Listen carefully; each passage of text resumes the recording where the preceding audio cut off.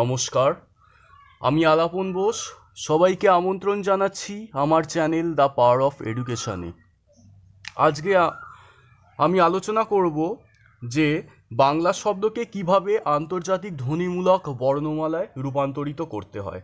আগের ভিডিওতে আমি বলেছিলাম যে বাংলা শব্দকে কিভাবে রোমীয় বর্ণমালায় রূপান্তরিত করতে হয়। আজকে আমি আলোচনা করব বাংলা শব্দটাকে কিভাবে আন্তর্জাতিক ধ্বনিমূলক বর্ণমালায় রূপান্তরিত করতে হয়। তো ভিডিওটি শুরু করা যাক। ভিডিওটি শুরু করার আগে আমি একটা কথা বলে দেবো, যারা আমার এই চ্যানেলটি অর্থাৎ দ্য পাওয়ার অফ এডুকেশন চ্যানেলটি সাবস্ক্রাইব করেননি, প্লিজ তারা এই চ্যানেলটিকে সাবস্ক্রাইব করবেন এবং পাশের বেল আইকনটিকে ক্লিক করবেন, যাতে নতুন নোটিফিকেশন আমার ভিডিওর আপনাদের কাছে খুব তাড়াতাড়ি চলে আসতে পারে। তো আজকে আমি আন্তর্জাতিক ধ্বনিমূলক বর্ণমালা নিয়ে আলোচনা করব। প্রথমে বলে রাখি যে রোমীয় বর্ণমালা আর আন্তর্জাতিক ধ্বনিমূলক বর্ণমালা, এই যে দুটো পার্ট রয়েছে, দুটো পার্টের মধ্যে শুধু যৎসামান্য পার্থক্য আমরা লক্ষ্য করতে পারি। পার্থক্যটা হচ্ছে সংকেতের ক্ষেত্রে, কিন্তু বলতে গেলে রোমীয় বর্ণমালার সংকেত আর আন্তর্জাতিক ধ্বনিমূলক যে বর্ণমালা রয়েছে তার সংকেতও বলতে গেলে প্রায় এক। পার্থক্যটা কোথায় ঘটেছে না, পার্থক্য ঘটেছে এই জায়গায়। যেমন একটা উদাহরণ দিয়ে বলছি, যেমন এর ক্ষেত্রে আমরা দেখতে পাচ্ছি যে রোমীয় লিপির ক্ষেত্রে এইচটা একটু বড় হাতে বা বলতে পারি যে একটু বড়ভাবে লেখা রয়েছে, যেখানে আন্তর্জাতিক ধ্বনিমূলক বর্ণমালার ক্ষেত্রে সেই এইচটা একটু ছোট এবং এর ওপরে অবস্থান করছে। এরকমই পার্থক্য। তেমনি আমরা দেখতে পাচ্ছি যেমন অসংকেতের ক্ষেত্রে রয়েছে উল্টো সি।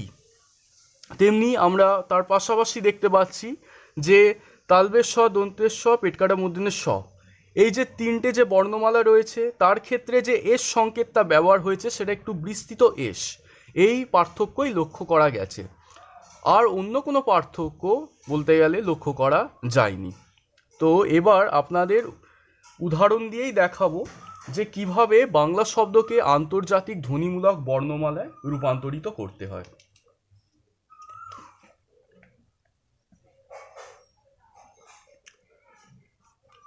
রোমীয় শব্দর ক্ষেত্রে যে উদাহরণটা আমি ব্যবহার করেছিলাম, অর্থাৎ রোমীয় বা রোমক বর্ণমালার ক্ষেত্রে যে উদাহরণটা আমি ব্যবহার করেছিলাম, সেই উদাহরণটাই আমি দ্বিতীয়বার আন্তর্জাতিক ধ্বনিমূলক বর্ণমালার ক্ষেত্রে আলোচনা করব।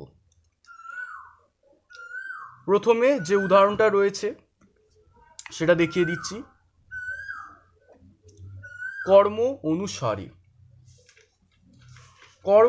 অনুসারে যে সংকেতটি ব্যবহার হবে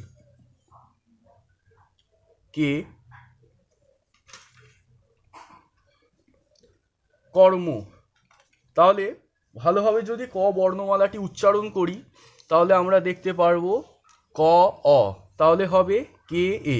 আর এর ক্ষেত্রে যে সিম্বলটি ব্যবহার হবে সেটা হচ্ছে উল্টো সি, এটি ব্যবহার হবে। কর্ম অনুসারে, কে এ আর এম এ, কর্ম অনুসারে। ম শব্দটা যদি আমরা ভালোভাবে উচ্চারণ করি তাহলে ম অ, এই অ উচ্চারণটা আসছে। ঠিক তেমনি আমরা দেখতে পাচ্ছি কর্ম অনুসারের ক্ষেত্রেও ঠিক একই সিম্বল রয়েছে। এর ক্ষেত্রে যে সংকেতটি ব্যবহার হয় সেটাই করব, এইটা উল্টো সি, এই সংকেতটি ব্যবহার হয়। অনুসারী, এ এন ইউ। সারের ক্ষেত্রে আমি বলেছিলাম দন্তেশ স, পেটকাটা মূর্ধন্যের স এবং তালবেশ স, এই তিনটির ক্ষেত্রে যে সংকেতটি ব্যবহার হচ্ছে একটু বিস্তৃত আকারের এস, এবং এই এসটা এরকম হবে, এই এস। অনুসারে, আচ্ছা, সারে এখানে আমরা দেখতে পাচ্ছি, এবং আয়ের ক্ষেত্রে যে সংকেতটি ব্যবহার হয় আন্তর্জাতিক ধ্বনিমূলক বর্ণমালার ক্ষেত্রে সেটা হচ্ছে শুধু এ। অনুসারে, এস এ আর ই। বিভিন্ন, বি আই, বি ভিন্ন, বি এইচ। এখানেই একটা পার্থক্য বলেছিলাম যে এইচটা বি এর পাশাপাশি হয়, এই এইচটা বি এর ওপরে প্রাধান্য পাবে। এটাই হচ্ছে পার্থক্য সংকেতের ক্ষেত্রে, যৎসামান্য পার্থক্য এখানে আইপিএ লিপির ক্ষেত্রে এবং বলতে পারি রোমক লিপির ক্ষেত্রে অর্থাৎ রোমান ট্রান্সলেশনের ক্ষেত্রে যে পার্থক্য সেটা হচ্ছে এই পার্থক্য। এরকম যৎসামান্য সংকেতের পরিবর্তন ঘটেছে, আর অন্য কিছুর পরিবর্তন ঘটেনি। বিভিন্ন বিভিন্ন এন এন বিভিন্ন, তো বিভিন্নর ক্ষেত্রে যে সংকেতটা বলতে গেলে ব্যবহার হয়, যেহেতু অ উচ্চারণ হচ্ছে দন্তের ন আর দন্তের ন যে যুক্ত অক্ষর রয়েছে সেটা যদি ভালোভাবে আমরা উচ্চারণ করি তাহলে হবে এই সিম্বলটি। বিভিন্ন শ্রেণীতে তালবেশ শয়ের ক্ষেত্রে যেটা বলেছিলাম এই এস এর প্রাধান্য পাবে। শ্রেণীতে এস আর ই, শ্রেণী এন আই টি ই, শ্রেণীতে শ্রেণীতে বিভক্ত হওয়া বিভক বি এইচ বিভক্ত বিভক্ত এই শব্দটা যদি ভালোভাবে উচ্চারণ যদি করি তাহলে এই এক্সপ্লেনেশনটা বেরোবে। বিভক্ত এখানে অ যে শব্দটার প্রাধান্য রয়েছে তার জন্য এই উল্টো সি ব্যবহার হচ্ছে বিভক্ত। এখানেও ঠিক এই উল্টো সি এই সংকেতটির ব্যবহার হবে। বিভক্ত হওয়া, হওয়ার ক্ষেত্রে যেটা বলেছিলাম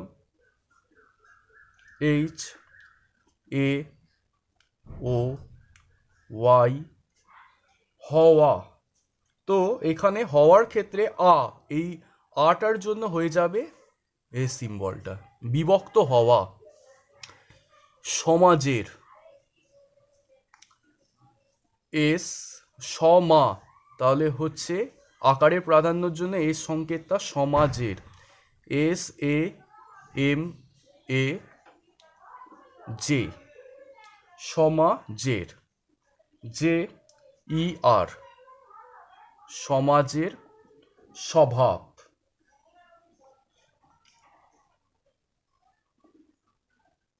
এস ডাব্লিউ এ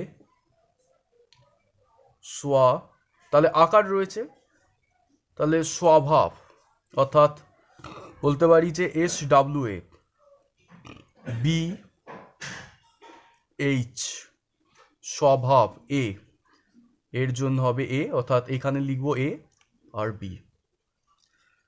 এটা হচ্ছে আসল এক্সপ্লেনেশন। দ্বিতীয় উদাহরণটা এইভাবে ব্যাখ্যা করব। আবার অনেকে এইটাও ব্যবহার করে থাকে এস স্বভাব বি এইচ এ বি স্বভাব। দ্বিতীয় উদাহরণের ক্ষেত্রেও আমরা একই পন্থা অবলম্বন করব।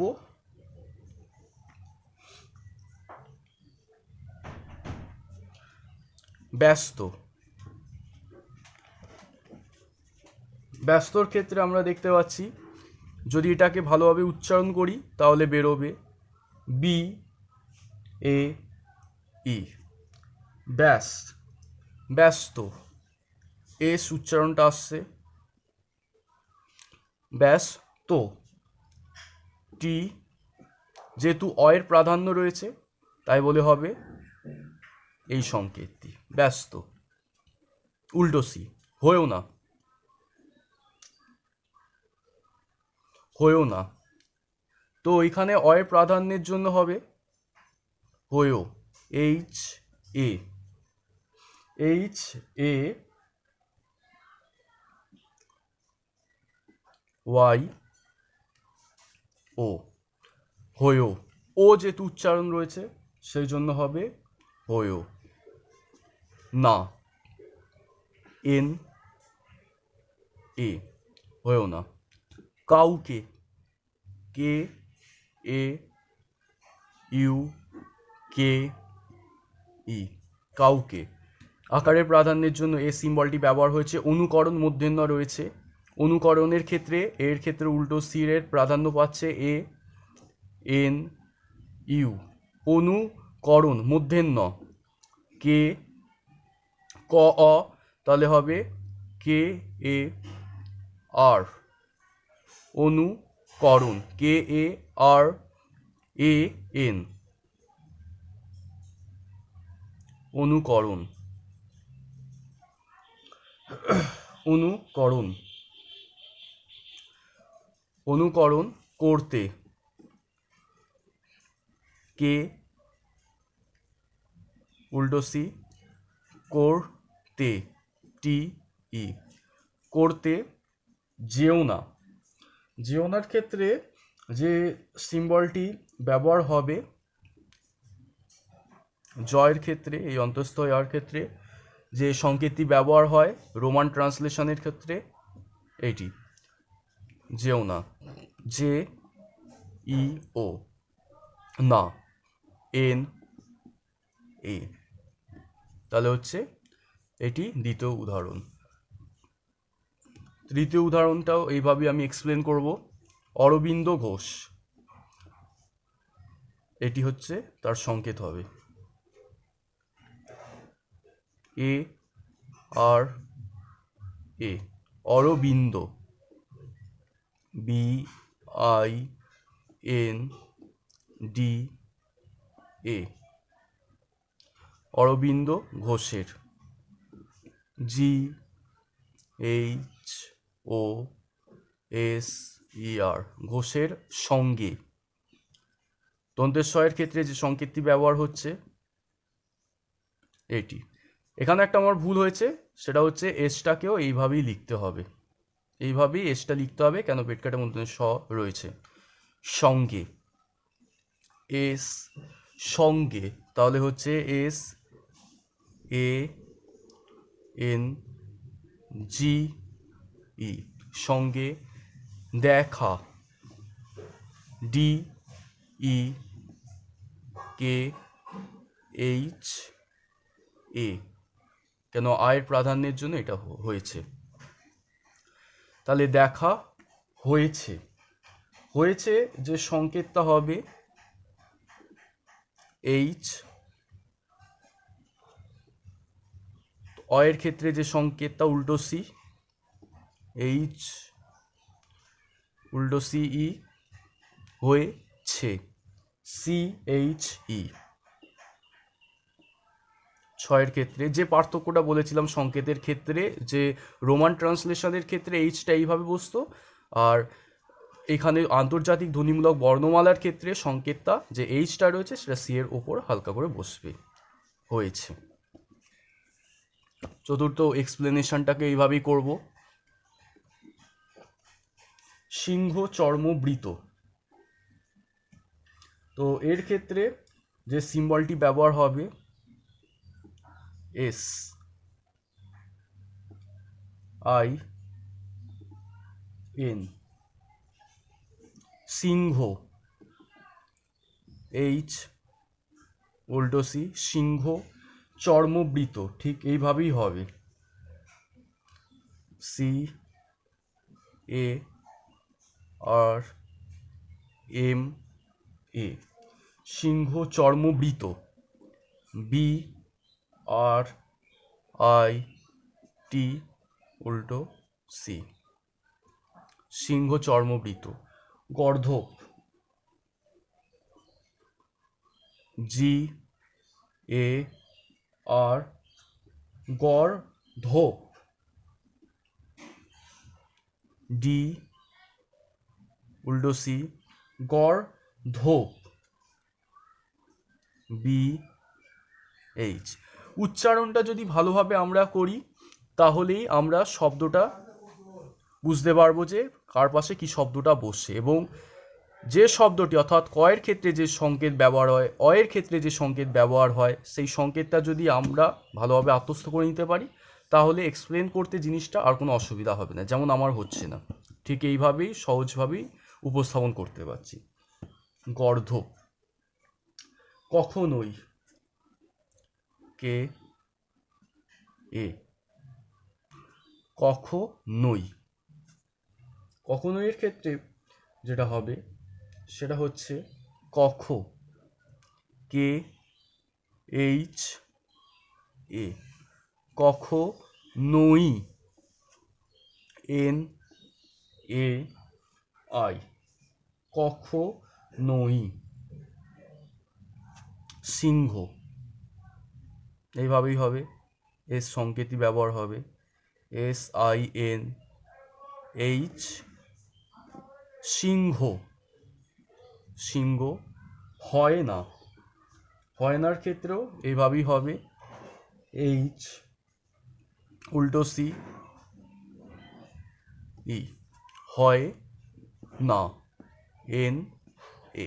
পঞ্চম উদাহরণটা আমি শুধু করে নেব, 4টে উদাহরণের দ্বারা আপনাদের বুঝিয়ে দিয়েছি যে বাংলা শব্দকে কিভাবে আন্তর্জাতিক ধ্বনিমূলক বর্ণমালায় রূপান্তরিত করতে হয়। জাস্ট আমি এটা করে নেব।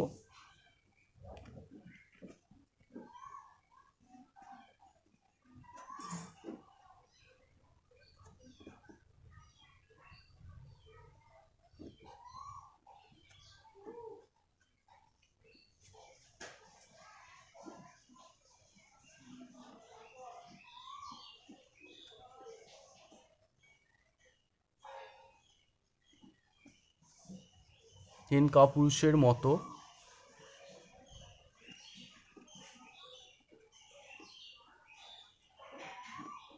অনুকরণ,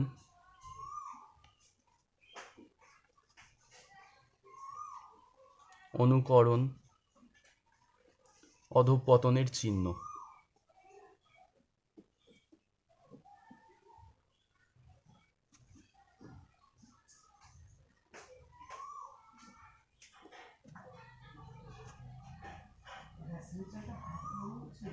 চিহ্ন CH, চিহ্ন NNA। এটি হলো বাংলা শব্দকে IPA লিপি অর্থাৎ আন্তর্জাতিক ধ্বনিমূলক বর্ণমালায় রূপান্তরিত করার পদ্ধতি। সোজাই আছে, কোনো অসুবিধা নেই। পুরনো যে পদ্ধতিটা আপনাদের দেখিয়েছিলাম সেই পদ্ধতি অনুসারেও যদি আপনারা আন্তর্জাতিক ধ্বনিমূলক বর্ণমালাকে করতে পারেন তাতেও কোনো আপত্তি হবে না। শুধুমাত্র কয়েকটি সংকেতের পরিবর্তন ঘটেছে, যে সংকেতগুলো আমি এখন ড্যাশ দিয়ে দিচ্ছি, মাত্র এই যে সংকেতগুলো রয়েছে এই যৎসামান্য সংকেতের পরিবর্তন ঘটেছে। এবার আমি মিলিয়ে নেব আমার উত্তরটা কতটা ঠিক হয়েছে আর কতটা ভুল হয়েছে। আর আরেকটা জিনিস আপনাদের বলে দেবো এবং সমস্ত ভিউয়ার্সদের বলে দেবো যে এই বইতে কত বড় প্রিন্টিং মিস্টেক রয়েছে। প্রথম যে উদাহরণটি রয়েছে সেখানে আমরা দেখতে পাচ্ছি যেমন কর্ম অনুসারে, এটা হচ্ছে আন্তর্জাতিক ধ্বনিমূলক বর্ণমালার। এখানে যে ভুলটা সব থেকে বড় রয়েছে সেটা হচ্ছে এই এই এর সংকেতটা যে ব্যবহার হয়েছে এখানে সব থেকে বড় গাফিলতি। যেখানে ও সংকেতটি ব্যবহার হয়েছে প্রায় আমরা দেখতে পাচ্ছি সেটাই সব থেকে বড় প্রিন্টিং মিস্টেক। কেন? এই যুক্তিতেই আমি বলছি কর্ম অনুসারে যখন আমরা উচ্চারণ করি এই এর ক্ষেত্রে কি সংকেত ব্যবহার হচ্ছে? এর ক্ষেত্রে সংকেত ব্যবহার হচ্ছে এই উল্টো সি।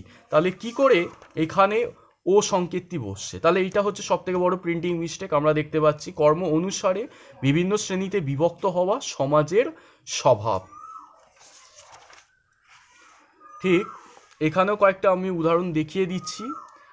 ব্যস্ত হয়েও না, কাউকে অনুকরণ করতে চেও না। কয়েকটি ক্ষেত্রে অনুনাসিকতার সিম্বলের ক্ষেত্রে এই ইউটি ব্যবহার, ইউর যে ওপরের যে চাঁদের যে সংকেতটা সেটা ব্যবহার হয়েছে, কিন্তু অনুনাসিকতার কোন কোন ক্ষেত্রে ব্যবহৃত হয় সেটাও আমি পরের ভিডিও আপলোড করে আপনাদের বুঝিয়ে দেবো।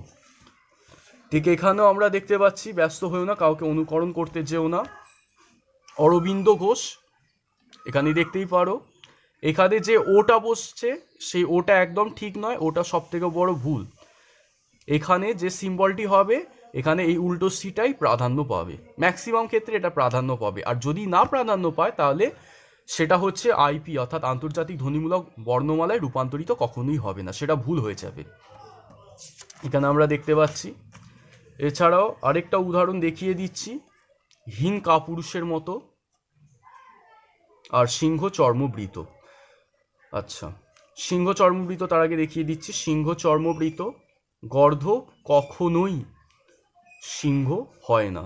হীন কাপুরুষেরটাও দেখিয়ে দিচ্ছি, যেটা এক্সপ্লেন করলাম, দেখতেই পাচ্ছেন আপনারা চিহ্ন। কিছু কিছু ক্ষেত্রে এটা আমি মানছি যে কয়েকটা ক্ষেত্রে আমি গাফিলতি দু একটা ক্ষেত্রে করেছি। ধরুন এই সংকেতের ক্ষেত্রে ছোট্ট যে এইচ, এরকম কয়েকটা ক্ষেত্রে আমি গাফিলতি করেছি, কিন্তু আদারওয়াইজ আমি যেভাবে আপনাদের দেখিয়েছি সেটা 100% ঠিক, এটা একদমই নির্ভুল নয়। তাহলে এটি হলো আজকের আমার আলোচনা, যে বাংলা শব্দকে কিভাবে আন্তর্জাতিক ধ্বনিমূলক বর্ণমালায় রূপান্তরিত করতে হয়। যদি ভিডিওটি ভালো লাগে তাহলে প্লিজ লাইক, কমেন্ট এবং শেয়ার করবেন, আর সাবস্ক্রাইব করতে একদমই ভুলবেন না বন্ধুরা। কেননা যদি আপনারা সাবস্ক্রাইব না করেন তাহলে আমি মোটিভ অর্থাৎ প্রেরণা পাবো না আপনাদের দ্বারা এই ভিডিও, বা বলতে পারি যে এরকম নতুন ভিডিও আপনাদের কাছে উপস্থাপন করার ক্ষেত্রে আমি কোনো মোটিভ পাবো না, অর্থাৎ প্রেরণা পাবো না। তাই বলে বলছি বন্ধুরা, প্লিজ আমার চ্যানেলটিকে সাবস্ক্রাইব করবেন। এবং আজকে এই বলে আমি আমার ভিডিওটি সমাপ্ত করছি। ধন্যবাদ।